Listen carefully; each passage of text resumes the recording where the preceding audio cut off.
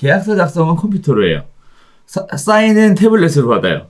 프린트는 컴퓨터에서 해요. 왔다 갔다 정신이 없는 거예요.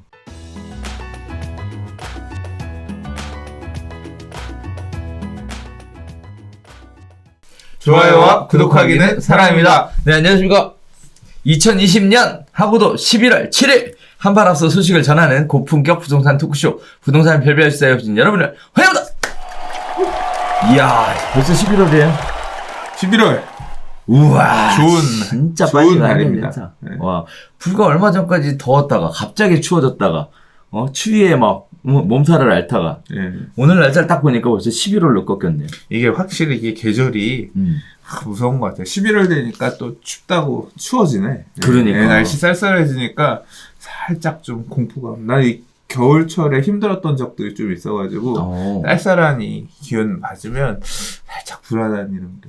이게 옛날에 우리 금융위기 왔을 때 2008년도도 그 왔을 때 11월 달에 막 그 찬바람 맞으면서 집 창밖을 보면서 이 위기를 어떻게 타개해야 되나 막 그랬던 기억이 이 또 자꾸 그런 느낌이 딱 오면 소스라치게 놀라는 거야.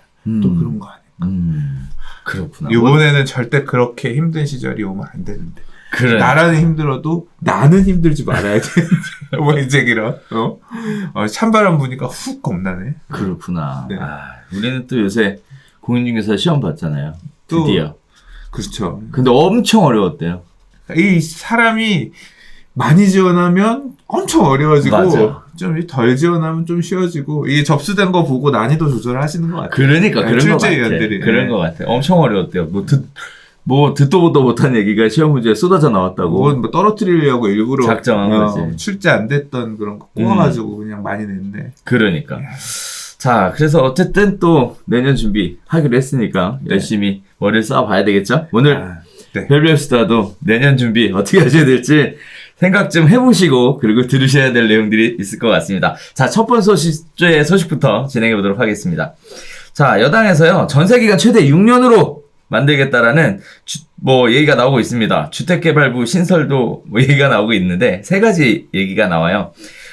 전세난 후유증에 동시다발 대책을 발표를 했고요. 또 하겠답니다. 되레시장 혼란만 가중시킬 우려가 계속 나오고 있다. 이런 얘기들이 있고요. 두 번째는 부동산거래감독원 법안도 드디어 발의한다고 합니다. 개인대출 그리고 세금 모두 들여다보겠다라는 얘기. 자, 그다음에 또 이 대표는 부동산 정책 일원화를 추진하겠다. 그래서 정부 조직에 아예 청이 아니라 부를 신설하겠다. 이런 얘기들이 나오고 있습니다. 자, 지금 첫 번째 이야기였던 전세난 후유증과 관련돼서요. 이런 얘기들이 나오고 있어요. 임차인의 거주기간을 현행 최대 4년이었죠. 6년으로 늘리는 임대차 보호 개정안을 발의했습니다. 현행 2년인 기본 임대차 전세 기간이 2+2로 4년까지 늘어났는데 이어서 이를 늘려서 또 3+3으로 해서 최대 6년으로 확대하겠다라는 내용이고요. 두 번째 또 거래감독원에 대한 이야기가 말만 있다가 드디어 이제 본격적으로 발의를 할 예정이라고 합니다. 부동산 실거래가 전반을 상시 감시하고 담합, 허위거래 등 각종 불법 행위를 적발해서 부동산 계약을 실시간으로 들여다보겠다라는 의도인데요. 올 8월 문재인 대통령이 설립을 지시하고 9월 정부가 공식적으로 설치 계획을 밝혔는데 이를 입법을 본격화하겠다는 겁니다. 당초 정부가 추진한 대로 감독원에 개인 대출 계좌 정보나 과세 정보를 조회할 수 있는 권한을 부여하는데 다만 우려했던 개인 계좌 추적권은 빼겠다. 이런 얘기들이 나오고 있습니다. 자, 거기에 따라서 이를 조사하겠다는 얘기인데요. 또 더불어서 이런 얘기들도 나오고 있어요. 부동산 계약을 온라인 서명으로 체결하는 전자계약을 의무화하겠다. 이런 얘기들이 나오고 있고요. 마지막으로 세 번째 얘기입니다. 부동산 감독청을 뛰어넘어서 아예 부동산 감독부를 만들자. 이런 얘기들까지 나오고 있는데 굉장히 시장 개입을 더 강화하겠다라는 강력한 의지로 보여지고 있습니다. 이런 얘기들이 계속 나오게 되는데 시장에 좋은 영향도 물론 있겠지만 미칠 영향이 굉장히 클 것 같은데요. 이 기사 보고 어떤 느낌 받으셨어요? 원하지 않는 내용입니다. 시장에 개입하지 않았으면 좋겠습니다. 시장을 없애놓고 시장을 어쩌겠다고 왜 자꾸 그래. 시장을 자꾸 축소시키고 없애는 정책들을 계속 내면서. 지금 많은 얘기들을 해주셨는데 일단 3+3 얘기 먼저 하면 뭐 일단 지금 임대차 보호법이 2년, 네. 뭐 1년 계약해도 2년은 무조건 그렇죠. 주장할 수 있고 네. 7개월 계약해도 2년 주장할 수 있고 그렇잖아요. 맞아요. 그걸 이제 3년까지 늘려주겠다는 거잖아요. 그리고 한 번 더 계약갱신 청구를 3년까지 더 쓸 수 있게끔 하겠다. 이 얘기를 하고 나니까 말들 나오죠. 아예 그냥 전 사회를 압살하려는 그런 정책이다. 누가 이진우 기자님께서 이런 표현 썼어요. 이거는 지금 정신이 있는 거냐. 전세를 아예 없애는 그런 대책인데 이게 예를 들어서 설명해 준 게 뭐냐면 응급실에 의사한테 환자가 오면 3시간 안에는 무조건 진료를 해야 되고 한 번 진료를 보면 3시간 동안은 진료를 무조건 봐줘야 된다. 뭐 이거랑 거랑 비슷하다는 거예요. 무슨 소리냐. 일단 의사 앞에 가면 의사 앞에 가면 환자는 행복해. 왜? 3시간 안에 진료 무조건 봐줘야 되고 그 다음에 3시간 동안 진료를 섬세하게 봐주니까 그 환자는 행복하지. 근데 그렇게 6시간 동안 붙잡게 되면 그 의사 앞에 가지 못한 환자들은 그 밖에서 아주 난리가 나는 거죠.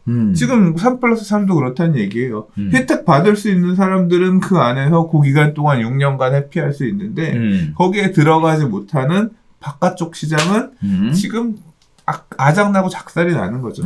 뭐 요번에 김현미 국토부 장관도 그 말씀 하셨던데 뭐 그 내용도 망언이네 어쩌네 저쩌네 말이 많지만 이제 그분도 말씀하신 게 지금 전세가 문제가 되는 게 이 지금 임대차 입법하고 나니까 신규 계약들에서 문제가 생긴다. 계약갱신 요구 때문에 새로 매물이 안 나오는 게 이러면서 공급이 줄어드는 문제가 지금 있다는 거 인지를 하고 계시더라고요. 정책이 이렇게 맞는 거야. 3+3은 그걸 더 강화하겠다는 거죠. 이게 전세난 해결에 도움이 돼? 그러니까. 대가리 총 맞은 거지. 이딴 소리를 하고 있어. 진짜. 이게 어떻게 생각을 하면 그러니까 오히려 반대로 전세 매물을 공급하려면 이런 상황에서 전세 매물 공급을 늘리려면 임대 기간을 3년으로 늘리는 게 아니라 1년으로 줄여야 된다는 거예요. 만약에 그거에 맞는 대책이다. 왜냐하면 2년 살 수 있을 줄 알았는데 1년밖에 못 사니까 매물이 나오잖아. 매물이 나오면서 물건들이 여러 개가 나오니까 가격이 안정화될 수 있겠지. 신규 계약권은. 그렇게 시장이 가야 되는 건데 그건 또 못하는 거 아니에요. 그렇죠. 적어도 반대로 3+3 있다는 소리는 하지 말아야지. 그래서 그런 비판이 거세게 있고 저도 동의한다. 근데 이거 뭐 이제 할 건지 어쩔 건지 모르겠지만 뭐 가봐. 어디까지 가는지 가보. 3+3 하냐. 그냥 5+5 하지. 할 거. 기왕할 거. 임대인들이 이렇게 생각한다고 합니다. 네. 그니까 말도 안 돼. 말도 안 된다기보단 너무 그런 표현을 쓰시더라고요. 이게 임대인 입장이랑 임차인 입장이 있는데 왜 정책들을 다 임차인 입장에서만 봐서 임대인들은 그렇게 임대인들 입장에서 생각을 하면 어떻게 할지가 빤히 보이는데 임차인 입장에서 시장을 보며 정책을 만드니까 중요한 우선순위 포인트가 다르다는 거죠. 이렇게 지금 엇박자가 나고 있다. 이 부분에 대해서 제가 한 얘기가 아니에요. 이진우 기자님께서 얘기하신 부분을 보고 이거는 맞는 말이다. 이 명문입니다. 추천을 했는데 명문입니다. 댓글은 안 달았네. 나중에 좀 세 줄 요약을 해서 공유를 하려고 그랬는데 오늘 아침에 본 글이라 아직 못했어요. 이제 오늘 저녁에 좀 해야겠다. 이제 그게 하나고요. 네. 나머지 아까 부동산거래감독원 법안은 이거는 이제 국토부 산하 소속 기관으로 만든다 그랬고 뭐 할 수 있는 범위 빠지는 것들 해서 요번에 이제 이게 법률 별도로 이게 부서진 법이랑은 다른 건가요? 별도 다르죠. 신설 법률이죠. 그렇죠. 근데 무슨 서비스 선진화법 이름이 붙었던데 그 법률에 따라서 아무튼 두게 되는 어떤 기관으로 되어 있고 할 수 있는 일들 얘기하면서 그러니까 뭐 이거는 계속 했던 얘기니까 그렇죠. 뭐 가는 거고 그 이외에 뭐 이제 그 내용 하나 있었죠. 부동산 계약을 서명으로, 그러니까 전자계약을 의무화하는 지역을 이제 하게끔 한다고 했어요. 그래서 요거는 아직 어느 지역을 할지는 모르겠는데, 그러니까 전자계약을 의무적으로 해야 되는 주체. 그러니까 공공기관하고 할 때는 무조건 전자계약을 해야 된다가 하도록 되어 있어요. 그러니까 주체들이 일단은 좀 정해지는데 필요에 따라서는 이제 원래 언급이 있었던 게 투기과열지구 안에서는 전자계약을 무조건 해야 된다. 근데 전자계약을 한다는 게 이게 지금 확 무조건 강제할 수 없는 게 뭐냐면 환경이 그렇잖아요. 아, 그럼 나는 수기로밖에 모르고 이런 거 모르는데 전자계약을 할 수 있을 만한 전자인증 서명할 수 있을 만한 방법이 없는데 어떻게 하냐. 계약이 침해되는 거잖아요. 그렇죠. 어떻게 보면 확대는 못했는데 필요에 따라서 이제 확대를 하겠다. 강제할 수 있는 부분을 두겠다. 이제 살짝 발을 걸치는 이참에 이렇게 걸치는 그런 상황인 것 같아요. 근데 왜 자꾸 이 짓을 하냐? 이거 전자계약이랑 네. 부동산 안정화랑 뭐랑 무슨 상관이 있는데 이제 상관이 있지. 왜요? 뭐 실시간으로 들여다보겠다는 그렇지. 거죠. 이제 신고를 하면 30일 이내 신고하는 건데 전자계약을 하면 계약함과 동시에 신고가 되니까 그때그때 바로바로 이 자료들을 볼 수 있다. 그러면 실제 이렇게 계약이 움직이고 있구나를 한 달도 기니까 그걸 전자계약을 봐가면서 그때그때 실시간 대응을 할 수 있도록 하기 위해서 그러니까 결국 뭐냐면 계약의 정보를 공공에서 좀 빨리 보고 싶다. 이제 이런 의지에 따라서 하겠다는 건데 좀 당장은 좀 그런 허들들이 있어서 본인 인증이라든가 이런 부분에 대해서 허들이 있어서 어떻게까지 갈지 모르겠지만 아무튼 좀 그 첫발은 요번에 포함시키려는 것 같아요. 저는 그렇게 봤어요. 일단 첫 번째 내용을 보면서 제가 생각했던 건 뭐냐면 전세가 안정화되는 게 4년으로 충분하지 않다고 생각하는구나. 다시 얘기하면 전세난민이 4년 뒤에도 계속 나올 거라고 생각하니까 6년까지 늘리려고 벌써부터 움직이는 거 아니냐. 오히려 더 불안하더라고요. 이렇게 나와버리니까. 그런 생각을 또 하나 했었고요. 또 두 번째 전자계약 관련된 얘기는 제가 그 공인중개사협회에서 전자계약 그 교수거든요. 그래서 제가 이 문제점과 단점 너무 잘 알거든요. 문제점, 단점 뭔데? 엄청나게 많습니다. 일단 뭐 기본적으로 공인중개사는 무조건 태블릿 PC가 있어야 돼요. 네, 확인 설명을 제대로 해주려면. 그래서 태블릿 PC가 뭐 1, 2만 원도 아니고 말이야. 그거를 사야 계약을 할 수 있다? 이것도 말이 안 되는 얘기. 또 하나는 본인 명의의 휴대전화가 있는 사람만 계약을 할 수 있습니다. 본인 인증 받아야 되거든요. 다른 사람 명의로 전화 쓰면 안 되는. 그렇죠. 그래서 본인 명의의 휴대전화가 있어야 한다라는 거고요. 그다음 또 하나는 이제 내용을 입력을 하잖아요. 그러면 이제 좋아진 건 뭐냐면 정부의 뭐 토지대장이나 뭐 토지연계허가나 뭐 이런 공적 정보에 대한 내용을 자동으로 불러와요. 그래서 계약을 입력하는데 굉장히 수월하다 이렇게 강조들을 하고 있는데 안 맞는 게 있어요. 그거 고치지도 못하잖아. 아니 고쳐야 돼요. 그러니까 그걸로 어떻게 고쳐? 다 그냥 들어가서 클릭해서 수정해서 넣으면 돼요. 들어가면? 그렇게 해야 되는데 결국은 이중 작업이라는 거지. 그렇지. 시스템이 완벽하지 않으니까. DB가 엉켜있다는 얘기인 그러니까. 그 DB가 엉켜있어서 수기로 수작업하는 건데 결국은 그러면 신고를 해도 DB가 엉켜있으니까 글로 안 가고 엉켜서 가겠네. 글쎄 그건 모르겠어. 아무튼 그런 얘기가 그런 부분이 있고요. 또 마지막으로는 이런 게 있어요. 또 취득세 같은 경우에 계산을 하도록 자동 계산 버튼이 있거든요. 누르잖아요. 그러면 다 무주택자여야 돼, 이거. 계산 서식이, 네, 지금 현행 법이 개정된 지가 언젠데 말이야. 그 시스템이 법률을, 난 3주택자인데요. 그리고 선택을 못해. 조정 대상 지역이랑 이런 거랑 나는 3주택이지만 여기는 비규제 지역이니까 세율이 얼마입니다. 이런 것들을 제대로 그 시스템, 전자계약 시스템이 법을 복잡하게 만들어. 그리고 또 이용하는 사람 중개업자가 해설을 설명을 하기도 힘들거든. 그러니까 또 이용하는 사람 입장에서 얼마나 또 복잡하냐면 현행 법률이 그렇다니까 뭐라고 말은 못하는데 계약서 작성은 컴퓨터로 해요. 사인은 태블릿으로 받아요. 프린트는 컴퓨터에서 해요. 왔다 갔다 정신이 없는 거예요. 물론 좋은 건 있어요. 뭐 이렇게 계약이 체결될 때 서명하라고 이제 문자도 가지고 계약 썼다고 알려주고 이런 문자 알림 서비스 이런 것들은 제공이 되는데 이제 그런 식의 문제점들도 갖고 있습니다. 그러니까 딱 그거네. 공공이 정부가 거래되는 거래 사례를 조금 빨리 알겠다고 너무 많은 사람을 귀찮게 하는 거 아니야? 그러니까. 딱 그 짝인데? 어차피 한 달 안에 신고하라고 했으면 해서 받아가면 되는 거지. 그것 좀 더 보겠다고 태블릿 PC에 왔다 갔다 해. 장난 아니야. 아니 계약 자율의 원칙이 있는데 그럼. 그냥 계약서 쓰면 되지. 뭘. 거기다 또 황당한 게 하나 있습니다. 자금 조달 계획서 내도록 돼 있잖아요. 네. 그건 또 실거래가 신고 사이트 가서 또 해야 돼요. 그것도 별도야. 이게 도대체 이거 뭘 위해서 이렇게 하는 건지 이해가 안 됩니다. 이거 뭐 갑작스럽게 실거래가 제도 도입했을 때 2006년도에도 당분간 혼란이 있었어요. 물론 혼란이 예상이 되면 치유하고 가면 되죠. 지금 문제 많다고 계속 얘기하고 있는데 문제 고칠 생각은 안 하고 뭐 써먹을 생각만 해. 어떻게 해서든 자기한테 유리하게끔. 이제 일머리 없는 사람들이 일을 자꾸 만들어가면서 세상을 복잡하게 꼬아놓고만 있는 것 같아. 그러니까 원인은 다른 데 있는데 자꾸 이상한 걸로 그렇게 뭐 좀 더 거래 사례가 빨리 이 거래가 얼마에 됐는지 전자계약 봐서 빨리 알면 대응을 빨리 낼 수 있어? 내가 볼 때 그것도 아니고 막 푸는 대책이 지금 이 엉터리로 3+3 이딴 거나 하고 있는데 아니 머리 두통이 났는데 무좀약 갖다 대는 수준이면서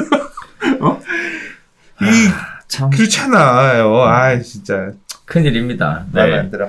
거기다가 사실 공인중개사들이 협조를 해야 되는 부분이잖아요. 협조를 안 하니까 강제하는 건데 그럼 귀를 기울여서 왜 협조 안 하는 거 들어봐야 될 거 아니에요. 이유는 간단해요.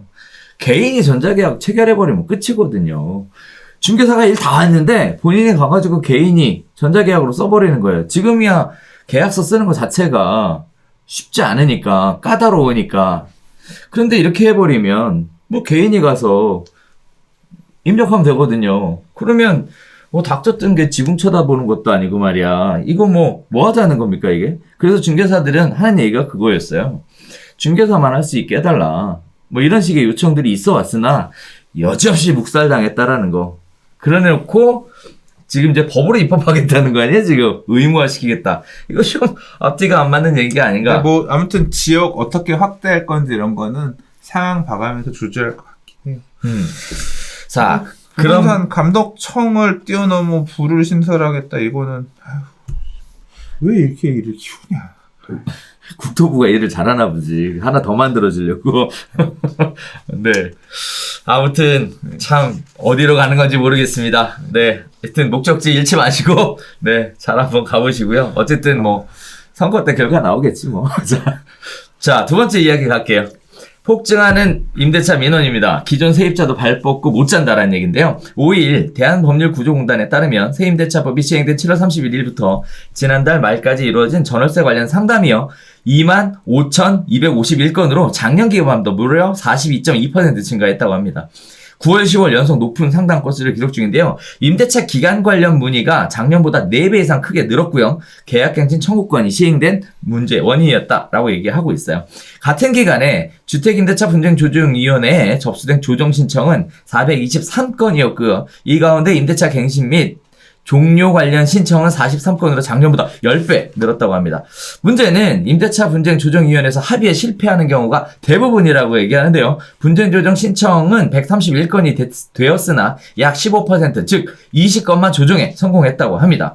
자, 만약 이렇게 조정이 성공이 안 되면 어떻게 되느냐? 소송으로 가야 된다라는 게 입장이에요. 정부는 기존 세입자의 주거 안정성이 높아졌다 이렇게 얘기를 하고 있는데 또 국토부도 역시 지난달 설명 자료를 통해서 분쟁 관련 민원 상담 건수가 제도 도입 초기에 비해 많이 감소하는 추세다라고 이렇게 얘기했습니다. 자, 진짜 안정화되어 가고 있다라고 느끼는지 이게 중요할 것 같아요. 일단 처음에는 굉장히 혼란했죠. 왜? 뭐 법률 문장 몇 개 나오고 띨룩 나오고 이런 뜻으로 만들었습니다. 해설서 한참 뒤에 나오고 그것도 또 문제가 있으니까 말 바꿔서 또 나오고 그래서 사실 쟁점되는 이런 경우에는 어떻게 해요? 저런 경우에는 어떻게 해요?를 엄청 물어봤고 그거에 대한 어느 정도 국토부가 생각하고 있는 법무부가 생각하고 있는 레퍼런스들 답이 나왔잖아요. 그렇죠. 그게 나왔으니까 그걸 보고 이제 사람들이 따져서 이제 그렇죠. 미리미리 판단. 질문도 안 하는 거지. 이제 판단해서 이제 행동들을 하다 보니까 당연히 이제 민원은 줄어드는 게 맞는데 이거는 어디까지나 이제 사실 재판부에서 판단되어야 될 문제가 있잖아요. 그렇죠. 나는 그딴 법 모르겠다. 법률에 써줬냐? 니들이 그렇게 해석한 거지. 나는 그 해석 받아들일 수 없다. 한번 따져보자. 그래서 이제 말씀하셨던 것처럼 소송 통해서 누가 옳은지 답을 구해보자. 이제 이런 것들이 많이 생길 수밖에 없는 상황인 것 같고요. 판례들이 나오면서 이제 좀 애매한 부분들이 정리가 되겠죠. 그렇죠. 이제 뭐 그런 과정으로 보이고요. 최근에 이제 제가 봤던 기사 중에 대한법률구조공단에 따르면 그래서 이제 이런 비슷한 이 구조공단의 조정 사례를 소개한 기사가 조선일보에 났어요. 내용은 어떤 거였냐면 세입자랑 임대인이랑 협의를 했어. 기존 전세 금액보다 전세가 하도 많이 올라서 9,500만 원 올려주기로 협의를 하고 그렇게 해요. 그래서 이제 오케이가 돼서 끝냈어. 근데 법이 바뀐 거야. 그치. 임차인 입장에서는 그러니까 10월 만료였는데 바뀐 법 적용되네. 아이코 주인 양반 주인 양반 안 그랬겠지. 아유 저기 죄송한데 이번에 임대차 보호법이 개정돼서 제가 그 혜택을 보게 됐네요. 그래서 저는 5% 이내만 올리고 계약갱신 요구권을 쓰고 싶어요. 이렇게 보낸 거야. 그때 임대인이 야 너 엊그저께까지 9,500 올려준다 했잖아. 그거 안 하겠다고? 그러니까 임대인은 뭐라 그랬겠어요? 빤하죠. 아이고 나도 그 집에 마침 들어가서 살려고 그랬는데 계약갱신을 거절하겠습니다. 이렇게 보낸 거야. 이제 세입자가 어쨌겠어요? 이제 쫓겨나게 생긴 거 아니야. 그렇죠. 이거를 이제 법률구조공단에다가 이제 조정을 신청한 거야. 근데 임대인도 조정을 하자고 했나 봐요. 받아들였는데 조정이 어떻게 됐냐면 임차인한테는 너 지금 올려주고 5% 넘겨서 올려주고 2년 뒤에 계약 갱신을 요구권을 한 번 더 쓸 수도 있어. 또는 지금 5% 이내로 쓰고 그냥 2년 살다 나가는 방법도 있다. 이렇게 알려주고 임대인한테는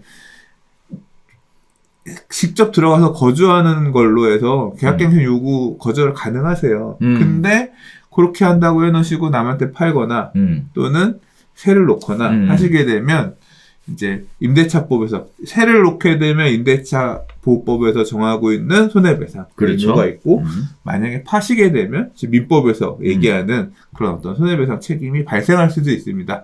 이게 약간 겁을 준 거지. 그러니까 조정을 해준 거지. 조정이네. 그랬더니 임대인도 사실은 내가 꼭 들어갈 마음이 있었던 건 아니고 왜냐면 9,500 올려준다고 그랬었잖아. 그렇게 했었잖아. 들어가는 것까지는 조금 버거우니까 그래도 그래서 어떻게 했냐면 6천만 원 올려주는 걸로 조정이 성공했대요. 와, 짝짝짝짝. 근데 5%를 초과해서 올려받은 거니까 세입자는 2년 뒤에 계약갱신 요구권 쓸 수 있는 거야.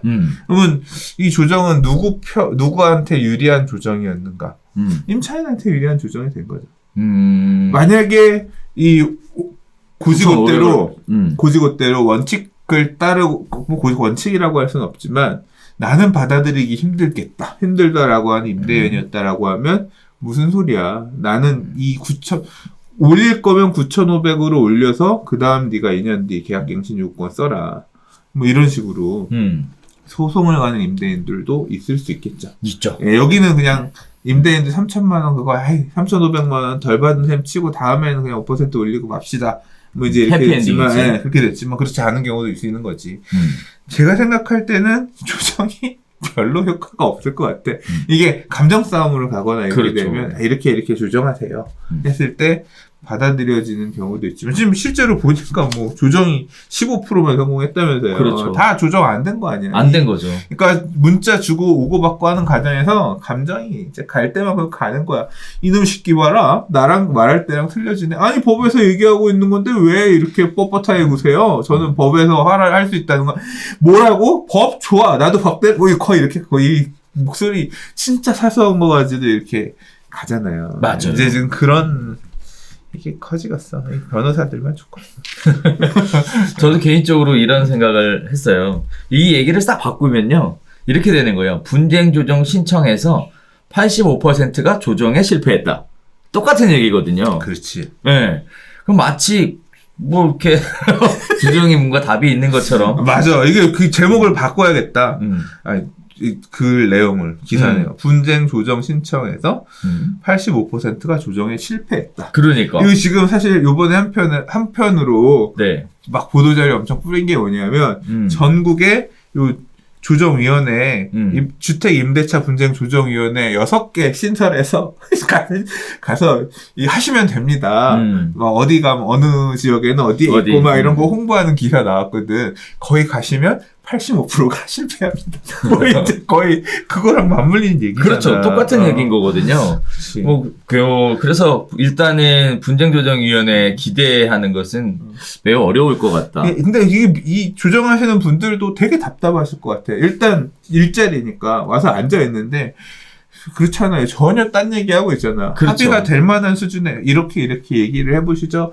해보더라도 서로 이 감정 고일 상이 있는 사람들 해보려고 하다가 아예 나도 모르겠다. 뭐 스트레스 받고 되게 힘든 직업이 아닐까. 그렇죠. 차라리 그냥 소송으로 가면 판사님은 어쨌거나 정해줘야 되는 입장이잖아요. 그게 직업이니까. 조정은 좀 협의니까 별개의 문제니까. 법원과 소송할 때도 이제 협의를 안 하고 소송에 협의를 의무적으로 해야 되는데도 불구하고 협의하지 않고 소송에 갔을 경우에는 이제 판사님께서 조정실에 보내거든요. 협의하라고. 근데 거기에서도 똑같을 것 같아요. 제대로 협의돼서 나오는 케이스는 없거든요.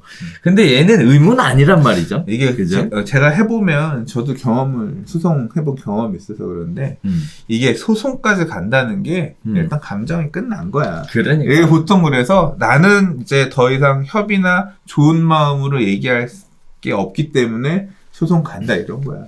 그래서 내가 뭐 이런 어떤 괜히 더 약간 내가 좀 꿀리는데 이런 느낌이 있지 않고서는 조정이 잘 가기가 냉정하게 그렇게 판단하기가 쉽지 않다니까. 감정이 틀어져서 있는 상황이라. 또 한편으로 이런 생각도 들어요. 이게 지금 시장 안정화를 목적으로 얘기가 나온 건지 아니면 민원 안정화를 목적으로 얘기가 나오는 건지 그것도 헷갈려요. 지금 보면 궁극의 목적은 시장 안정화를 위해서 발효된 법이 문제를 일으켜서 민원이 지금 여러 가지 형태로 발생하는 건이었잖아요. 자, 그러면 이런 것들이 생기고 나서 정말 시장은 안정화가 됐을까? 임대차 시장 안정화가 됐을까? 라고 볼 때 현재 그렇지는 않잖아요. 그런 차원에서 보면 좀 안타깝다는 생각도 들었습니다. 딱히 답이 없으니까 그런 선택을 한 거 아닐까? 그러니까 지난주에 원래 임대차 대책 내놓네 어쩔 때는 안 내놨잖아요. 뭐 안 내놨지. 그리고 나서 얘기 나오는 것도 쓸 대책이 없다. 뭐 이런 기사들 나오고 있고. 없지. 지금 실수 똘똘이 한 채 정책이 지금 전세 매물을 없애는, 임대 매물을 없애는 그런 역할을 하고 있는데 계속 이건 더 심화될 건데 지금 왜냐하면 지금 실수요자 대책들로 인해서 아직 좀 작동 안 한 애들 이런 엊그저께 아기곰님께서 힐스테이트 쪽 유튜브 채널에 나와서 왜 지금 전세 문제가 발생하는가. 전세 가격이 오르는 게 문제가 아니라 그러니까 전세 가격이 오르는 거는 쫓아오는 거고 사실 문제는 전세 매물이 없어지는 게 문제. 없어지는데 수요가 있으니까 가격이 오르는 거지. 매물이 없어지는 이유 8가지 써서 내놨는데 그것 중에 일부 지금 끝난 게 있고 앞으로부터 도래할 애들이 있어요. 그런 게 생기면 더 심화되는 거야. 매물이 없어지는데 찾는 사람은 있고 당연히 가격은 오르지. 표현을 뭐라고 하셨냐면 정부 당국자들이 나와서 아궁이에 전세 당국자들이 20년 전에 임대차 보호법 만들 때 2년으로 의무화할 때도 한 몇 달 뒤에는 안정화되었다. 요번에도 임대차 입법 만들고 나서 몇 달 뒤면 안정화될 것으로 기대한다. 너무 무책임한 얘기를 한 거죠. 왜? 지금은 아궁이에 계속 땔감을 집어넣고 있으면서 아궁이의 불이 곧 그칠 것으로 기대됩니다. 이딴 소리 하고 있는 거와 마찬가지라는 거예요. 왜냐하면 지금 실수요자 대책한다고 하면서 전세 매물을 없애는 아궁이에 계속 불은 떼고 있잖아. 매물이 늘어날 수 있는 구조가 없다. 아까 지금 3+3은 아궁이가 아니라 기름 들어붙는 거지. 그런 상황이란 거예요. 아니 문제의 원인에 대한 파악 직시도 안 하고 왜 자꾸 세입자 입장에서 이상한 것만 끄집어내가지고 이 일부 세입자는 좋을 수 있지만 나머지 세입자는 밀려나가지고 설 자리가 없어서 떨어지게 된다.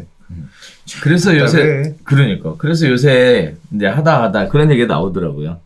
아, 이게 표 계산에 의한 정책이다. 뭐 이런 얘기까지 유튜브에 댓글로 많이 올라오는데 무능하거나 무책임하거나 아무튼 둘 중 하나는 하는 거야. 자, 세 번째 이야기 가볼게요. 전세난의 심각성이 지금 지방시장으로 확대되고 있는 모습입니다. 지방의 중저가 아파트들도 들썩하고 있다는 얘기인데요. 자, 지난주 전국 아파트 값이 0.17% 올랐다고 합니다. 6.17 대책 이후에 4개월 만에 최고의 상승폭을 보여주고 있다고 하는데요. 김포, 파주, 고양 등으로 풍선 효과가 지속되고 있고요. 지방은 8년 4개월 만에 최대폭의 상승을 보여주고 있습니다. 자, 서울 아파트 경우에는 전세가, 매매가 동반 상승한다는 거 다 알고 계시는 내용이라 넘어가겠고요. 자, 거기에 따라서도 강남구가 전주보다 하락했지만 중랑구, 강북구, 노원구 아파트는 가격이 크게 올랐습니다. 감정원에서는요, 고가 재건축 단지는 관망세를 보이며 집값이 내렸지만 중저가 단지들은 전세 물량이 부족한 영향으로 가격이 올랐다라고 분석을 했대요.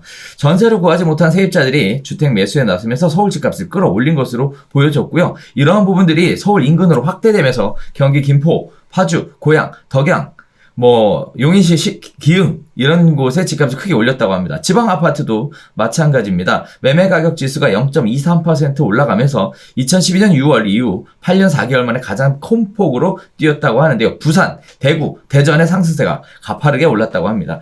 지방 아파트의 전세 가격 역시도 일주일보다 상승폭이 커졌다라고 얘기하는데, 자, 이 내용들을 종합해 보면 어쨌든 전세 가격이 올라가면서 매매 가격이 올라갔는데, 일단 강남 지역보다는 주변으로 퍼져서 올라갔다, 이렇게 볼 수 있는데요. 현재 가격 상승 분위기가 또다시 우리가 잠깐 잊혀졌던 풍선 효과에 의해서 상승되는 분위기로 반전되는 거 아닌가, 이런 얘기들이 나오고 있는 상황에, 자, 이런 가격 상승 분위기가 혹시라도 반전될 수 있는 가능성, 이런 거 있을까요? 참 몰라. 그냥 상황이 그렇다더라만 보고 넘어가면 될 것 같아요. 근데 지금 전세도 지방 전세도 많이 오르고 있고, 여기저기 많이 오르고 있고, 특히 지방 매매가 상승률이 되게 가파른 편이에요. 퍼센트를 보면 서울 같은 경우는 좀 안정세인 건 맞아요. 강남 같은 경우, 강남권은 좀 늘렸고, 강남 안에서도 덜 올랐던 지역, 노도강, 금강구 이런 데들은 여전히 오르면서 상승세를 견인하고 있고, 임대도 많이 오르고 있고, 근데 특히 경기라든가 지방 쪽들이 매매고 전세고 지금 많이 오르고 있는 상황이다. 그러니까. 코로나도 어떻게 이기지 못한, 코로나가 누르지 못한 그렇지. 지금 대한민국의 집값인 상황인 것 같아요. 저도 이제 강의를 요새 여기저기 지방을 다니는데 지방 분위기 장난 아니더라고요. 어우, 막 엄청 뜨겁더라고요. 우리는 이제 방송하는 지역이 서울 강남 지역이다 보니까 여기는 조용하거든요. 거래가 근근히 이루어지고 있다? 그런 내용은 들려요. 근데 이제 지방 같은 경우에는 엄청 뜨겁더라고요. 반면에 또 세종시 같은 경우에는 난리도 아니래요. 8월 이후에 부동산 중개업소에서 계약한 게 없다고 합니다. 네. 많이 올라요. 너무 많이 올라서 15억을 돌파했대요. 네. 그러면서 이런 생각도 들더라고요. 다른 데는 어떠세요? 라고 물어봤더니 또 울산 지역도 어마어마하게 올라서 지금 막 폭발 직전이다, 이런 얘기들 나오고 있고, 물건 찾기가 어렵다, 이런 얘기들 하고 있는데, 한편으로 또 어떤 지역들은 이런 얘기들이 있어요. 막상 대표적인 케이스가 제주도 같은 케이스인데요. 여기는 계속 빠지고 있는 상황이거든요. 제주도에 살고 싶어서 갔는데 먹고 살 거리가 없어서 다시 돌아오는 상황이다, 이런 얘기들 나오면서 산업 기반이 없다. 그런데 사실 대도시를 건강이 무너졌지. 자, 그래서 대도시를 중심으로 해서 올라가는 건 사실인데, 또 마땅하게 먹고 살 거리가 없는 데들은 여전히 또 어려운 지역들도 있는 것들이 보여줘요. 그러면서 또 이런 생각이 드는 거예요. 저 개인적으로 약간 삐딱한 생각을 어저께 자기 전에 잠깐 했는데, 미리 말씀드릴게요. 삐딱한 생각이라고. 세종시 아파트 가격이 많이 올라갔다라는 얘기는 결국은 거기 아파트는 결국은 공무원들 위주로 살도록 그렇게 만들어진 기획도 있잖아요. 공무원들 월급이 많은가 보다.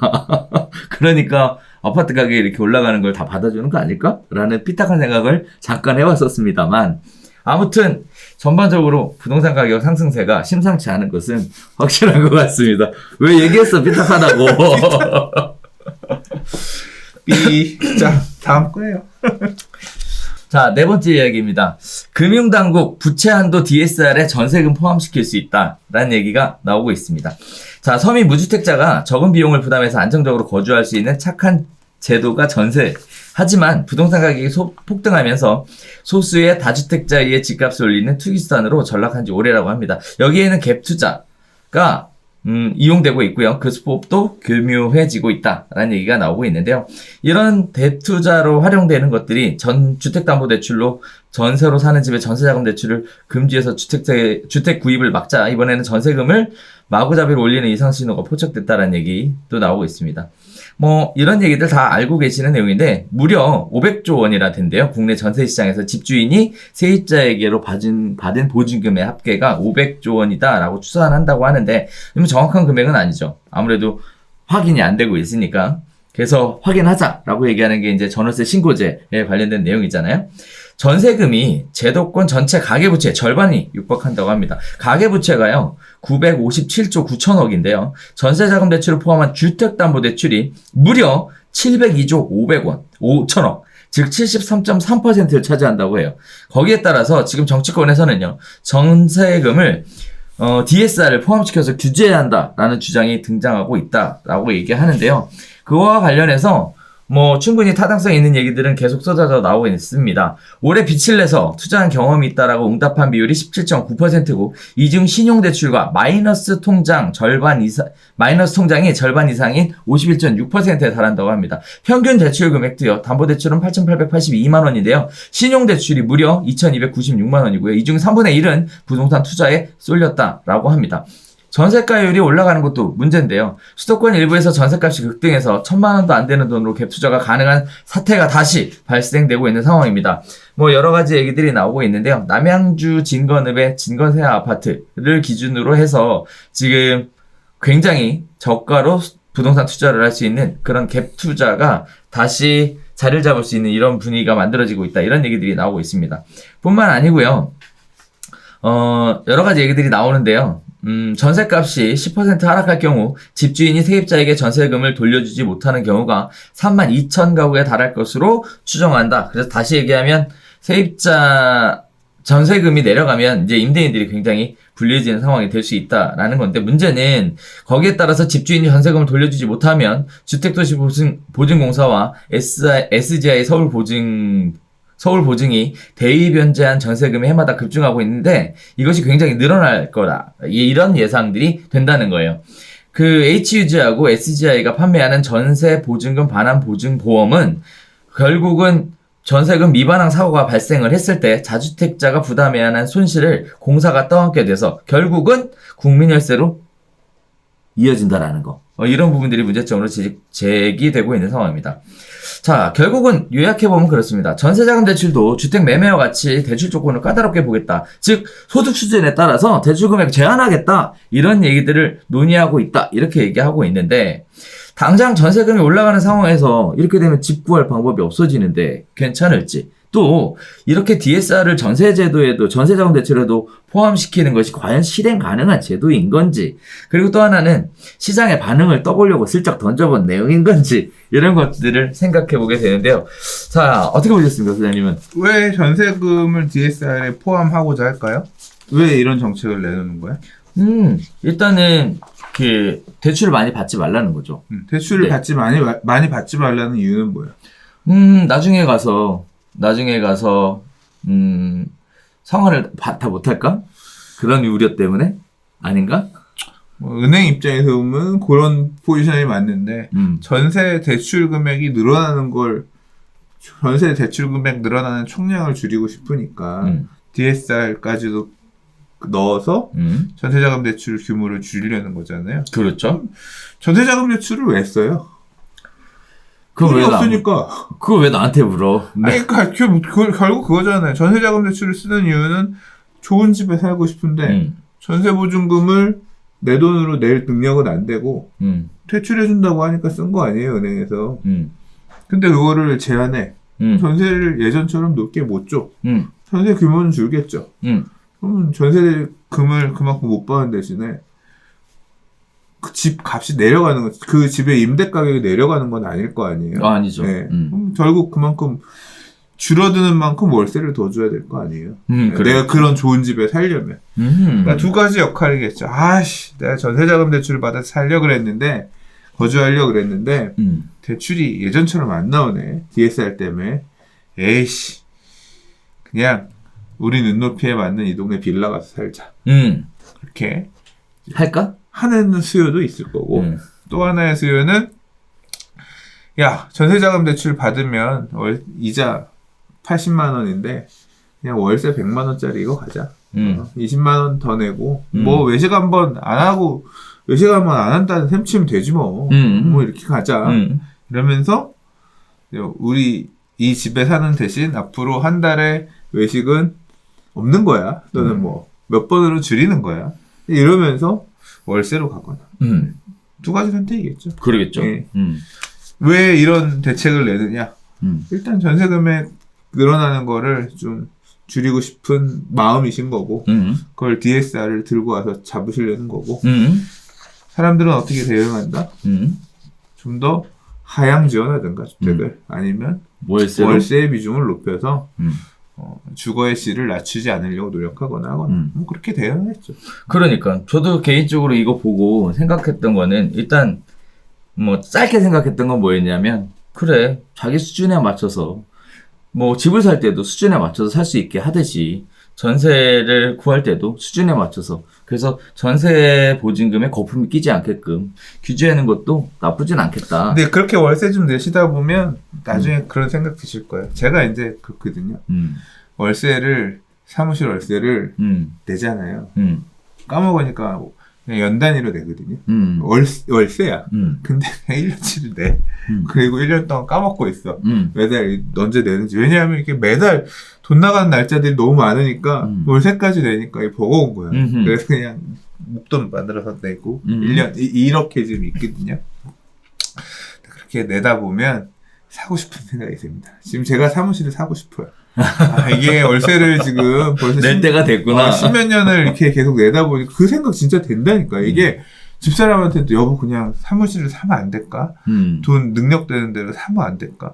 그냥 임대차 보호법 바뀌었다며. 앞으로 하면 10년 동안 거주할 수 있다며. 그냥 월세 내면서.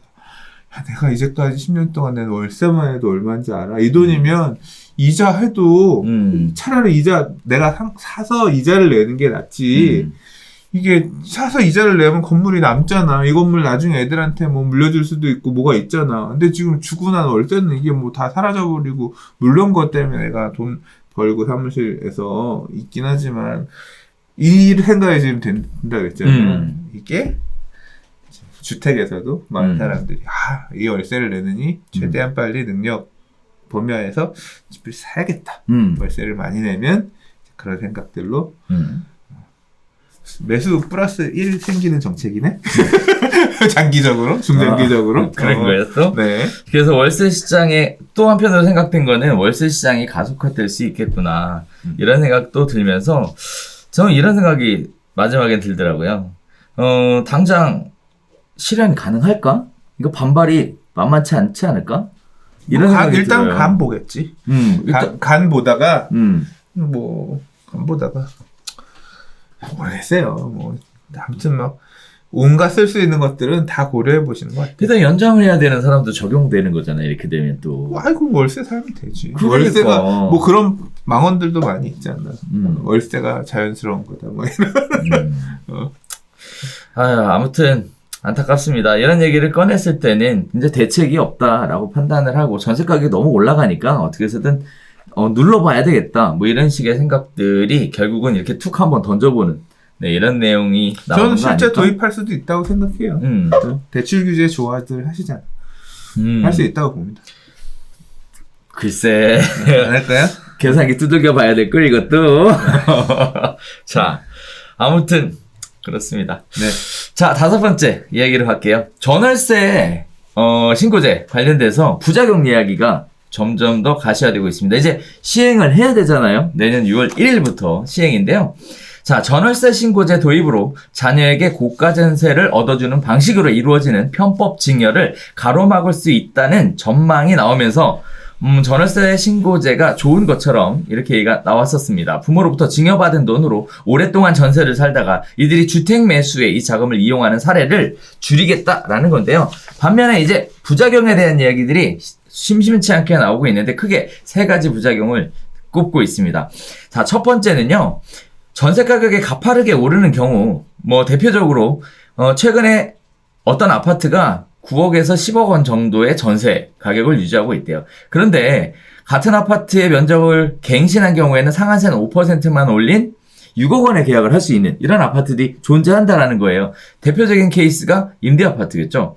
자, 따라서 앞집은 9억 원에 전세를 놨다는데 재계약으로 3억 원가량 손해를 본 집주인이 인터폰 교체 네가 해라 같은 세입자에게 면박을 주는 상황들이 발생하고 있다고 합니다. 이건 실제 진행되고 있는 내용이래요. 두 번째 부작용은요. 전월세 신고제를 통해서 특정 아파트 동호수의 전월세 가격이 임대사업자 물량이라 5% 증액 제한이 걸려있는 매물이라는 거죠. 이런 내용들을 손쉽게 확인할 수 있는 상태가 만들어져 있기 때문에 해당 주택의 임차인들이 시간을 두고 줄서기를 할 수 있다라는 거고요. 거기에 따라 권리금 얹어줄 테니까 이사 나갈 계획이 있으면 연락 달라는 식의 거래도 충분히 가능성이 있다. 이런 우려가 나오고 있습니다. 세 번째인데요. 임대주택 물량을 줄여서 전세난을 더 부추길 수 있다는 우려가 나오고 있는데요. 세원이 노출돼서 월세 소득에 따른 소득세, 건강보험료 등이 느는 것을 감안한다면 빈집으로 투자하는 사람이 생길 수도 있다. 또는 자제분들 이름으로 등록해놓은 사람이 있을 수 있다. 라는 얘기들이 나오고 있습니다. 부작용에 대한 내용이 만만치 않습니다. 난 너무 오반데 이거. 뭘 그래? 부작용이야 이게. 왜? 난 좀 오반 것 같아요. 그래요? 첫 번째 얘기는 앞집은 9억에 났다는 걸 뭐 확인하면 이거 확인해 볼 수 있다는 있지. 거. 그거 뭐 확인해야 하나? 그냥 실거래가 신고 가봐야지. 내가 갖고 있는 그치 실거래가 신고도 있고 그냥 우리 아파트 전세 임대 사업자 안 내면 또는 계약갱신 요구권 없을 상태에서는 얼마 넣을 수 있는지 왜 몰라. 매물만 보면 다 아는데. 이건 뭐 그 부작용이라고 얘기하기엔. 그러니까 야 내가 너무 싸게 계약갱신 해줬으니 인터폰 교체해라. 야, 이건 좀 솔직히 말해서 이 실거래가 신고 제도에 따른 부작용이라고 말이 안 돼. 두 번째 얘기도 어쨌든 이때 이때잖아 지금. 아직 지금 시행도 안 했는데 뭘 있어. 아니 그게 아니라 네. 이런 식의 차별을 느끼면서 계약갱신 관련해서 그렇죠. 하면서 그러니까 전세금을 못 올리니까 그러니까 이거는 그러니까 전월세 시세 공개되는 것에 대한 부작용이 아니다. 오케이. 그 얘기고. 네네. 두 번째도 이게 뭐 이 집은 임대사업자 낸 집이니까 또는 뭐 이제 얼마에 되었은 거래 사례들을 짚어가면 얘는 가격을 올릴 수 없는 집이니까 싸게 들어갈 수 있는 집이다. 알 수 있으면서 뭐 줄을 서고 한다 그랬는데 이게 왜 부작용이야. 그렇게라도 해서 정보를 캐내가지고 싸게 들어가고 남들보다 유리한 조건에서 가서 정보의 비용이 곧 기회의 비용이고 이 지금 21세기는 정보의 싸움인데 정보가 공개된다. 이건 부작용이 아니지. 오케이. 권리금도 인정한다. 활용할 수 있어요. 이 적극적으로 이렇게 해서 부동산 공부 왜 해요? 남들보다 지식 정보를 찾아서 좀 더 숨겨져 있는 걸 찾기. 이거 모르는 사람들은 안 할 거 아니야. 그러니까 이거는 나는 부작용 아니다. 좋다. 세 번째, 말도 안 되는 얘기지. 어느 놈이 세원이 노출될까봐 집을 비워놓고 소득세 낼까봐 집을 비워놓을 수도 있겠지. 그런 놈이 얼마나 있겠어. 이것도 말이 안 되지. 그러니까 집이 비어있기 때문에 전세난이 더 부추겨진다? 집을 세를 놓고 월세를 내야지. 그 집을 세를 놓고 그거에 대한 소득세를 내야지. 그게 투명한 거 아니야. 이 세 번째 얘기는 그거잖아요. 기존에는 전세를 놔서 사실 세금 내는 게 없었는데 이제 과세하겠다고 나왔잖아요. 그러니까 그것도 엄밀하게 얘기하면 이게 신고세 때문에 그런 게 아니라 이제까지 전세에 대해서 과세 안 하던 걸 이제 하게끔 했기 때문에 어차피 내야 되는 거 이게 신고를 통해서 문제가 생기는 게 아니라 다른 이유 때문에 내야 되는 거죠. 그러니까 이것도 문제가 부작용이 아니지. 집을 비워놓는 사람, 이것 때문에, 이게 소득신고 잡힐까봐 집을 비워놔야겠다. 엄청 돈 많이 하겠지. 근데 재산세 보유세 많은 거 내고, 집도 비워놓고 잘도 하겠다. 그런 사람도 있을 수 있으나, 그 사람이 현명한 이 시대의 경제인인지는 좀 따져봐야 된다. 그래서 저는 여기서 얘기한 부작용 세 개를 다 인정할 수 없다. 인정할 수 없다. 좋습니다. 자, 일단은 각기 세 개를 다른 관점에서 이야기해 주셨는데, 아무튼 뭐 충분히 그런 부분도 있을 수 있을 것 같아요. 자, 그럼에도 불구하고 부작용이란 얘기를 꺼내는 이유는 이제 뭔가 문제가 생길 거다라는 것을 우려해서 하는 것 같은데 그럼 전월세 신고제가 도입되면 어떤 부작용이 있을까요? 이제 신고하는 거 자체가 신고 까먹고 안 하고 뭐 하고 이런 어떤 그러니까 너 이렇게 하고 살아야 돼 규범이 아니라 사람은 착하게 살아야 됩니다 이런 게 아니라 너희 씨 앞으로 횡단보도 한 걸음만 앞에 가면 벌금 너 씨 앞으로 밥 먹을 때 숟가락질 한 번 하고 젓가락질 2번 하면 벌금. 네. 귀찮잖아. 네. 이제 그런 어떤 것들이 생기면서 나를 구속하게 되잖아. 뭐 피곤하지. 기자님이 그거 내용을 써줬어야 되는데. 이제 그런 것처럼 이제 이 정보를 가져간다는 거는 신고의 의무를 지켜야 되는 부분에 있어서 다수가 피곤해지는 거죠. 근데 이제 그렇게 남들을 피곤하게 하면서 이 법률을 만든 이유는 정보를 만들어서 가져가겠다는 거 아니야. 그걸 통해서 활용해서 쓰겠다는 거 아니야. 우리 정부 빅브라더께서. 그렇죠. 네. 뭐 여러 가지 얘기들 하잖아요. 이게 이제 빅데이터 얘기도 하고 빅데이터기도 하고 이게 돈의 흐름을 다 잡으려고 하는 거야. 이제 돈이 오가고 가고 이런 것들을 토대로 해서 이런 정보를 토대로 해서 통계도 내고 또 잘 활용하면 이득이 되는 사람도 있을 수 있고 하겠죠. 그래서 막 제가 임대차 3법 관련해서 부작용 있는 이런 부분들은 좀 이해가 있지만 이 임대차 신고제라고 하는 건 어떻게 보면 투명한 거래 환경 이런 거 측면에서 필요한 부분일 수 있다고 생각해요. 좋습니다. 네. 자, 6번째 이야기 볼게요. 자, 공공재개발은 후끈한데 공공재건축은 냉랭하다는 얘기입니다. 극심한 온도차가 왜 발생하는가? 인데요. 4일 마감된 공공재개발 공모에 60여 곳이 몰렸어요.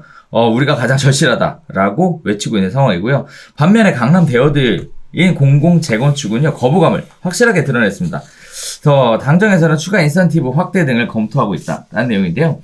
공공재개발은 우리 시청자분들께 잠깐 설명드리자면 LH공사나 SH공사 등이 공공이 재개발 사업에 직접 참여해서 도심 내 주택 공급을 촉진하는 방식을 의미합니다. 용적률 상향과 사업기간 단축 등 인센티브를 주는 대신 일반 분양 물량의 절반 이상을 임대주택으로 제공해야 하는 건데요. 업계에서는요, 기부 찬합 비율이 높은 편임에도 공공재개발이 흥행할 수 있었던 비결로 주거 개선 여건에 대한 주민들의 높은 열망을 꼽는다. 그리고 분양가 상한제 적용에서 제외되고요. 상대적으로 소셜 믹스에 대한 거부감이 낮은 것도 경쟁률이 높았던 주요 이유 중에 하나로 꼽힌다고 합니다. 여기서 말하는 소셜 믹스라는 것은 임대아파트에 관련된 부분이에요. 자, 기존 사업자는 오늘 12월에, 신규 사업자는 내년 3월에 확정 짓겠다라고 얘기하는데요. 자, 반면 공공재건축은요, 관심도가 계속 떨어지고 있습니다. 공공재개발과 대조적인 모습을 보여주고 있는데요. 분양가 상한제를 그대로 적용받아야 하는 데다가 내부적으로도 공공의 정비사업 개입에 대한 반대 목소리가 매우 높다라고 합니다.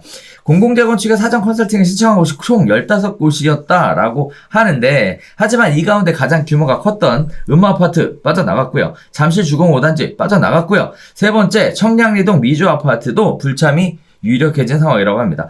정부는 당초 8.4 공급대책 발표 등을 통해서 공공재개발에서 2만호, 공공재건축에서 5만호를 추가로 공급하는 계획을 발표했었는데요. 이런 상황이라면 공급의 계획이 빨간불이 켜졌다라고 볼 수 있겠습니다.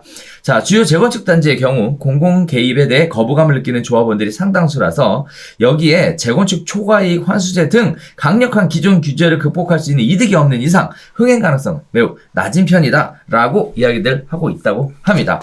자, 공공재개발은 관심이 업 되고 있는 상황이고요. 반면에 공공재건축은 관심이 다운 돼가면서 동시에 주택 공급에 빨간불이 켜졌다라고 하는데요. 자, 공공재개발, 공공재건축, 주택 공급에 빨간 불, 다 맞는 얘기인 건 같거든요. 왜 그러죠? 이게 지금? 어떤 영향이? 제가 이 이슈에 대해서는 할 말이 많은 사람인데. 아우, 그렇구나. 네, 그렇죠. 네. 공공재개발도 사실은 할 필요 없어요. 공공재개발이 후끈이란 얘기는, 이거는 이 시대가 낳은 천극이에요. 어쩌면 비극이고. 자, 이 공공재개발은 열기가 높은데 공공재건축은 왜 냉랭하냐. 사실 이거는 조금 생각해 봐야 되는 게 공공재개발을 희망하는 사람은 누구냐? 서울시장님입니까? 아니죠. 서울시장님 없어. 누구야? 정부예요. 공공재개발의 말을 끄집어낸 거는 서울시. 그러니까 이 도시 기본계획으로 서울시 주거환경 도시 기본 그러니까 재개발 기본계획, 재건축 기본계획들을 수립하는 서울시가 이걸 끄집어낸 게 아니라 정부가 끄집어냈어요. 왜? 공급 대책으로. 서울 도시만의 주택을 넣어야겠는데 재개발을 활성화하라는 얘기를 서울시가 한 게 아니라 정부가 막 멱을 잡아 끌어 이만큼 올려놓은 거예요. 지금도 서울시장님이 안 계시니까 정부가 흔들고 있어. 정부가 하고 있잖아요. LH가 나서서 사업 시행자도 하고 뭐 이러면서 하고 있잖아요. 이 의지는 사실 그래서 서울시의 의지가 아니에요. 뭐 서울시도 쫓아가고 있겠지만 그래서 내년에 서울시장 누가 될지 봐야 돼요. 자, 왜 사업지들은 공공재개발을 열광하면 한 60개 정도가 신청했다고 들었어요. 신청은 두 종류를 받았습니다. 기존에 정비 계획이 있어서 그냥 재개발을 할 수 있었지만 이제까지 또는 추진하고 있었지만 다른 방향으로 하고 있던 좀 사업 속도가 더 됐던 이 지역들이 공공재개발 신청한 곳이 있고 또 하나는 뭐냐면 아예 재개발 구역 계획이 없거나 또는 구역이 지정됐다 해제됐던 지역들 이 지역들이 추진하고 있어요. 그래서 원래 기본 계획이 서 있는 지역들 같은 경우는 올해 연내에 시범사업지 발표한다고 했고 안 서 있는 곳 해제 지역이나 이런 곳들은 내년 3월에 발표한다고 했거든요. 이 시범사업지들이 나올 겁니다. 그래서 올해 내에 나올 건데 이걸 지금 하겠다고 하는 이유는 기본 계획이 있는 지역들은 사실 공공재개발 안 해도 돼요. 그냥 재개발로 해도 되잖아요. 근데 이 가겠다라고 하는 지역들 중에 어떤 경우 있냐면 이 재개발 사업이 가지 못하는 여러 가지 이유 중에 하나가 주민들끼리 싸우는 거예요. 나는 재개발하기 싫어. 왜 자꾸 재개발한다고 그래? 확 동의 안 한다니까 오지 마. 저희 나쁜 새끼들이 저거 없애주세요. 소송하고. 재개발구역 빨리 해제해주세요. 소송하고. 이런 사람들이 있습니다. 누구? 그 재개발구역 안에 큰 건물 갖고 있는 사람들. 그렇죠. 상가 월세 받고 있는 사람, 제일 위치에 좋은 거 갖고 있는 사람. 이런 분들은 재개발을 희망하지 않는 비율이 많아요. 그럼요. 이 사람들이 25% 이상이면 재개발 사업은 조합을 설립할 수가 없어서 갈 수가 없어요. 10년, 15년이 지났는데도 조합 설립이 안 돼. 이런 곳들이 있단 말이에요. 그래서 이런 지역들은 이런 지역에서 공공재개발을 희망하는 이유는 재개발 구역 지정이 안 돼서가 아니에요. 조합 설립이 안 되니까 조합을 우회하기 위해서 공공재개발을 받고 싶어 하는 거예요. 왜? 공공재개발은 동의율이 3분의 2야. 66.7%. 67% 동의만 받으면 한 33%가 반대를 해도 사업이 갈 수 있다는 거예요. 그러니까 그거 우회하려고 공공재개발 가는 편법이죠. 저는 이거 나중에 문제 될 거라고 봐요.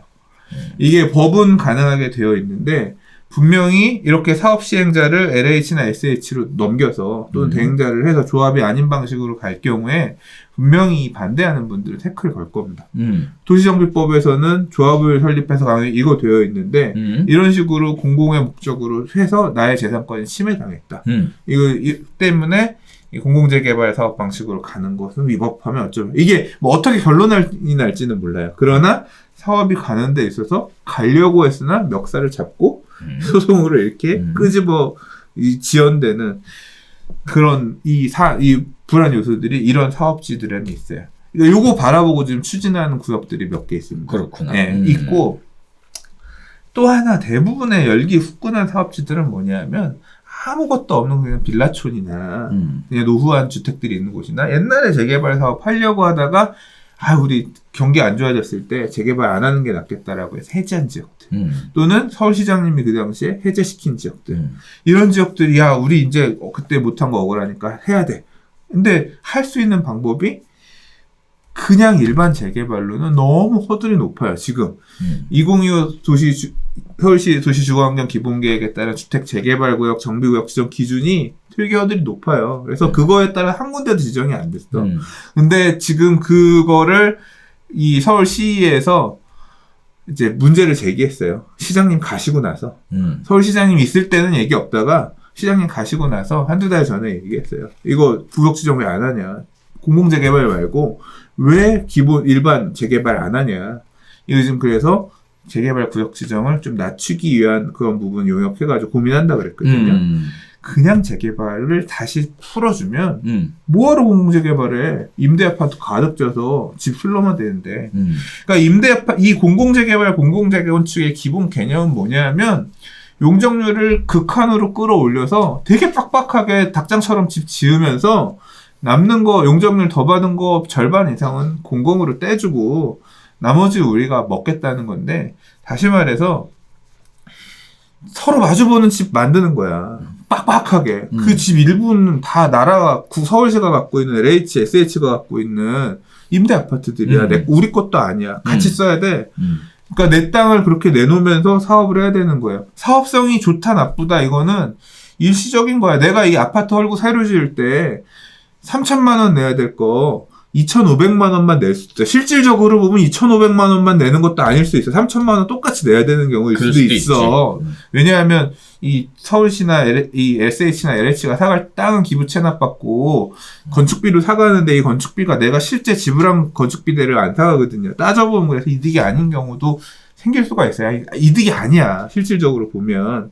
근데 3천 추가 부담금 예를 들어 500만 원, 1,000만 원 덜 냈다고 해서 내가 혜택이 된 게 아니라 닭장처럼 보고 사는 집은 앞으로 이 집이 무너질 때까지 계속이잖아. 한 번 늘어난 밀도는 줄일 수가 없다니까요. 용적률 500%로 이번에 재건축하고 재개발 해놓으면 그 다음엔 그냥 계속 닭장이야. 그렇죠. 할 수가 없어. 용적률이 늘어난 건 어떻게 안 돼. 그래서 용적률을 쥐고 있는 게 사실은 현명한 재테크지. 공공 재개발도 일반 재개발할 수 있으면 아니 300%, 250%만 받아서 재개발해서 아파트 지으면 그게 쾌적하지. 뭐하러 400%, 500%에서 집 지어. 그러겠죠. 네? 일반 분양 비싸게 할 수 있어? 지금 분양가 상한제를 다 틀어막았잖아. HUG가. 분양가, 일반 분양 늘어나는 게 행복하지도 않다니까요, 지금은. 왜냐하면 분양가를 억지로 억눌러 놔가지고 조합원 분양가보다 비싸게 일반. 그래서 사실은 공공재개발이고 공공재건축이고 남는 게 하나도 없는 장사야. 그래서 재건축이 안 하겠다고 사전 컨설팅도 안 받겠다라고 얘기 나온 건 제정신이 똑바로 박힌 거야. 이걸 고민했다는 자체가 개발 사업에 대한 이해가 없다는 얘기야. 당연히 안 하는 게 맞고 안 했죠. 재개발은 지금 왜 하고 있어? 할 수 있는 우리 동네를 개발할 수 있는 방법이 공공 재개발밖에 없으니까 동아줄 하나 내려왔으니까 야, 동아줄 잡자. 지금 가고 있는 거야. 근데 내년에 서울시장이 바뀌면 예를 들어 친재개발 서울시장님이 와서 서울시의 재개발을 좀 활성화하겠습니다. 다시 추진. 또는 뉴타운 할게요. 도시재생, 아이씨, 도시재생은 지난 10년간 봤을 때 실패한 도시정비의 담론입니다. 전향적인 이명박 시장님이 2002년에 했던 것처럼 이 지하철역도 다 와 있고 여기에 이 낙후된 지역들을 사람들이 원하는 주택으로 재개발해서 신도시처럼 잘 갖춰진 기반시설이 갖춰진 지역의 뉴타운으로 바꾸겠습니다. 이 소리를 해. 그래서 시장이 돼. 그러면 또 테라다임이 바뀌면 공공재개발시 왜 해? 우리는 그냥 재개발 할래요. 그러겠지. 정비구역 지정 요건? 지금 너무 강화가 되어 있는데 강화 완화 이거는 시장 상황에 따라 가는 거예요. 지금 주택 공급이 부족하다고 다들 난리라고 하잖아. 그러면 재정비 촉진 특별법에 보면 완화해가지고 정비구역 지정 요건 완화해서 노후도 접도율, 노후도는 완화 못하지만 호수밀도 접도율, 과소필지 20%까지 완화해서 옛날에 다 구역 지정 받았거든요. 법 개정해서 법 개정 안 되더라도 될 수 있는 범위 내는 일반 재개발 할 수 있지. 그럼 공공재개발 뭐하러 해? 하겠어요? 내가 조합원이야. 예를 들어 공공재개발도 할 수 있고 재개발도 할 수 있대. 뭐 할 거예요? 뭘 뻔한 대답을 물어요? 그래, 공공재개발 안 해, 그러면. 지금 동아줄이 공공재개발에만 있기 때문에 사람들이 몰려가는 거지. 재개발의 문이 열리면, 야, 저 옛날 똥차야. 좋은 차였는데 왜 저차 다냐? 안 간다고. 그래서 이 재개발, 재건축과 관련된 부분은 사실 내년에 굉장히 큰 포인트들이 맞춰져 있어요. 굉장히 큰 변수고 엄청 뜨겁습니다. 이번에 공공재개발 시범사업지 한다 그랬는데 일부만 할 거예요. 다 했다고 해서 다 되는 건 아니야. 그러나 앞으로 이 도시 정비의 패러다임은 굉장히 다이나믹하게 바뀔 수 있다.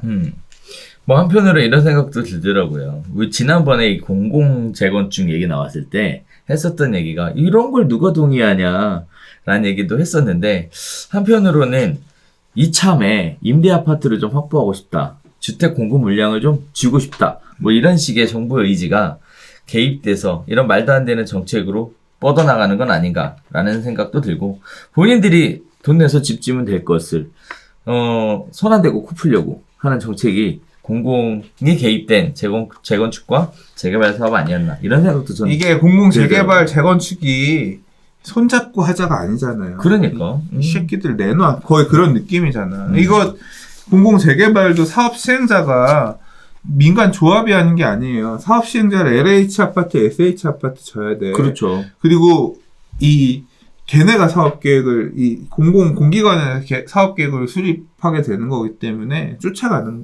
쫓아다닐 수밖에 없다고요. 자, 7번째 이야기입니다. 1억세 10억 원이 올렸다. 어우. 1년세. 자극적이다, 진짜. 1억세가 아니라 1년세. 1년세. 아, 죄송해요. 발음이 샜나요? 네. 1년세 10억 원이 올랐다. 펄펄 끓는 부산 재건축 이야기입니다. 제목이 엄청 자극적이더라고요. 이거 보고 기절한 줄 알았습니다. 자, 내용은 그렇습니다.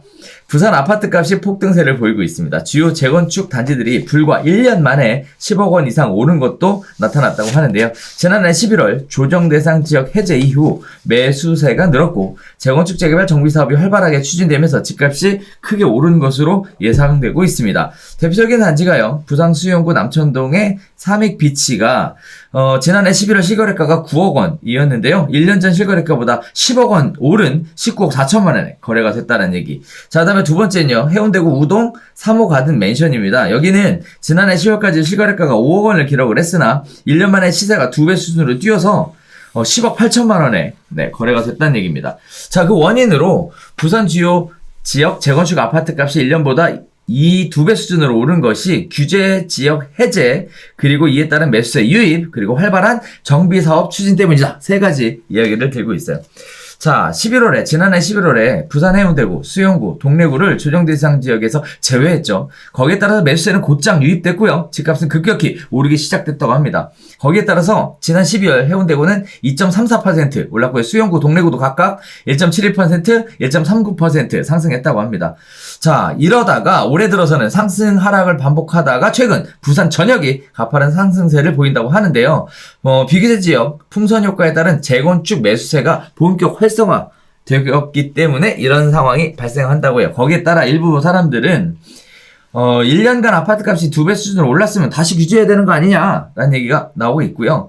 부산을 조정 대상 지역에 다시 지정해달라라는 요구가 빗발치고 있는 상황입니다.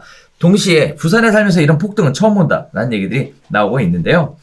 자, 앞으로도 부산 시장 이럴 가능성이 좀 있을지, 규제 지역으로 재지정될 가능성 어떻게 보시는지, 또 지정하지 않을까요? 재지정하게 되면 어떤 효과가 예상됩니까? 그러니까 이때 서울 수도권의 영향 보면 그러니까 나 그 얘기하고 싶었어. 규제 지역 지정했다고 가격이 꺾이지는 않았잖아요. 맞아. 근데 지방은 조금 힘이 또 달라서 어떨지 모르겠어요. 근데 아무튼 주의하셔야 될 점은 이게 지금 얘기에서는 언급됐던 지역들, 뭐 3호 가든 맨션이나, 그러니까 지금 가격이 급등한 지역들은 소위 말하는 해수동, 해운대구, 수영구, 동래구, 부산의 1타 지역들입니다. 그러니까 서울로 비교하면 강남, 서초, 송파예요. 예. 근데 이제 이런 지역들의 재건축 또는 이제 이런 단지에서 바다 오션뷰가 나온 메인 단지들, 이런 단지들 중심으로 해서 가격이 확 튀어 올랐거든요. 그리고 그 바닷가에 재건축을 통해서 새 아파트가 될 수 있는 라인들, 이런 것들, 또는 그리고 지금 짓고 있는 신축들, 이런 애들이 이제 그러니까 결국은 메커니즘은 똑같은 거예요. 이제 지금 그런 것들이 튀어 올라가고 있는 상황이거든요. 근데 이 재건축 이런 것들, 투기과열지구 재지정되면 이제 사실 작년 초에 부산을 한번 싹 훑고 오면서 다 보고 왔거든요. 그때 이제 좀 설마 부산이 투기과열지구 지정되는, 그러니까 그때는 해수동은 투기과열지구 조정 대상 지역이었죠. 조정 대상 지역이었죠. 그 당시에는. 근데 지금 조정 대상 지역만 지정할지 아니면 투기과열 지구까지 지정할지 모르겠으나, 뭐 이런 상황이면 투기과열 지구 지정도 할 수 있거든요. 그러죠. 예, 그렇게 되면 부산에선 한 번도 경험하지 못했던 규제가 들어가요. 맞아. 재당첨 제한이라든가 조합원지 양도 금지 규정이라든가 이런 부분 때문에 거래가 제한되고 또는 분양 대상자가 되지 못하는 투기과열 지구 지정되면 뭐 있어요? 2년 실거주의무. 그렇죠. 이제 작살나는 그런 상황들, 시나리오가 생길 수가 있거든요. 그래서, 시장 상황은 이게 지금 아까 앞서 우리 언급할 때 부산 얘기한 게 아니라 지방이 다 지금 뭐 전체적으로 뜨거운 지역들, 특히 광역시들이라든가 핵심 지역들 뜨겁다고 하셨잖아요. 그런 것처럼 그런 흐름 하에 있다고 생각이 되는데 이제 만약에 이렇게 투기과열지구 지정까지 센 규제가 나가게 되면 이제 규제에 따른 어떤 제한들 발생할 수 있기 때문에 이거는 부산 지역엔 한 번도 가보지 않았던 규제이기 때문에 미리미리 공부를 하셔라. 그리고 뭐 지금 부동산 가격에 대해서 모르겠어요. 내년 5월에 부산 선거가 있기 때문에 민주당 쪽에서 후보를 낸다고 생각하면 그것 때문에 규제 지역을 지정 안 할지 또는 오히려 그것 때문에 규제 지역을 지정할지. 왜냐하면 전 몰랐는데 지금 왜 규제 지역 지정 안 하냐. 국토교통부 여론광장에 지정 요구가 펼치고 이거는 누가 하겠어요? 그 지역의 집값이 오르는 게 너무 고통스러운 소유자, 그러니까 매수 대기자 이런 분들이 매수 대기자? 집값 좀 떨어져라 뭐 이럴 수 있잖아요. 아무튼 어떤 판단을 하실지 모르겠으나 그런 선거라든가 이런 부분들을 배제하고는 이렇게 뜨겁다라고 하면 규제 지역 지정 가능성도 되게 있어. 최근에 사실 이제 이런 기사를 몇 개 봤어요. 뭐 여기 지금 재건축만 얘기했지만 용호동에 보면 수영구 마주보고 있는 게 남구 용호동이거든요. 그쪽에 보면 W 아파트 이런 데들도 뭐 3개월 만에 10억이 올라서 거래된 사례가 1년이 아니라 3개월 만에 10억 올라서 거래된 사례도 있다라면 그게 커뮤니티 등이 이슈화 되었었거든요. 그래서 상승세가 이렇게 가파르고 무섭게 높은 부분은 어느 정도까지 사실인 것 같습니다. 그래서 그렇게 이게 계속 언론에서 회자가 되고 그러면 국토부라고 이걸 놓고 안 볼 수 없겠어요. 지금 비슷한 지역이 김포거든요. 수도권에서는 김포가 뭐 몇 달 만에 얼마 올랐네. 지금도. 이제 자꾸 언론에서 소비가 돼요. 그러면 이제 그런 언론에서 나오는 거를 신경 안 쓸 수가 없겠죠. 그러니까 다음번 만약에 지금 부동산 시장이 뭐 좀 약간 좀 뜨거운 지역도 있지만 그렇지 않은 지역도 그렇지만 추가적으로 부동산 대책이 나온다고 하면 이렇게 지금 규제에 빠져 있지만 가격이 오른 지역들이 규제 지역에 들어갈 가능성이 되게 높아 보입니다.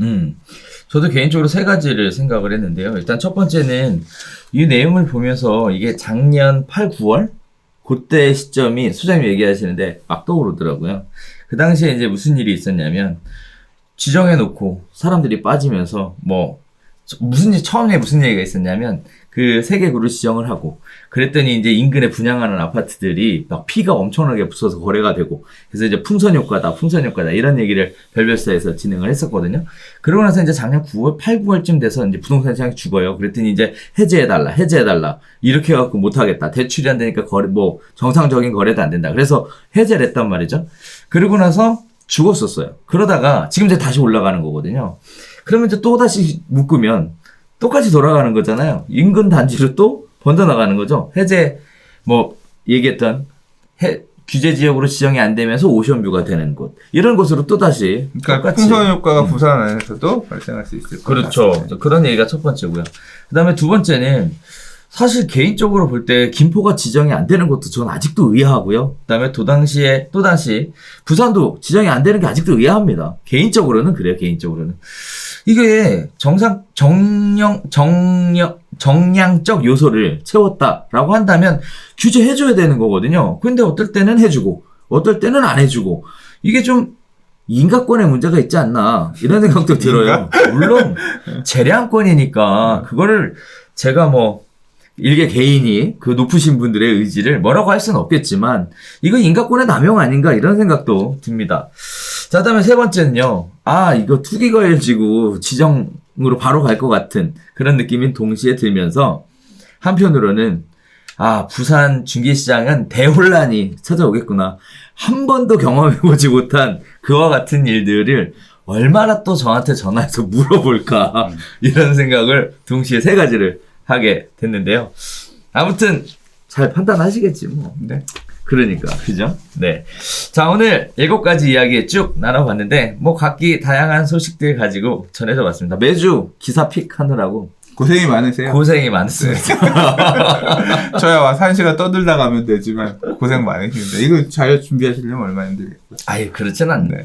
그렇게까지 고생하진 않아요. 그런데 이제 기왕이면 다양한 소식들을 전해드리고 싶어서 꼽아보고 있는데요. 아무튼 오늘도 유익한 시간 되셨으면 하는 바람으로 저희가 준비한 소식 여기서 인사드리도록 하겠습니다. 다음 주에 새로운 소식 가지고 다시 찾아뵐게요. 감사합니다.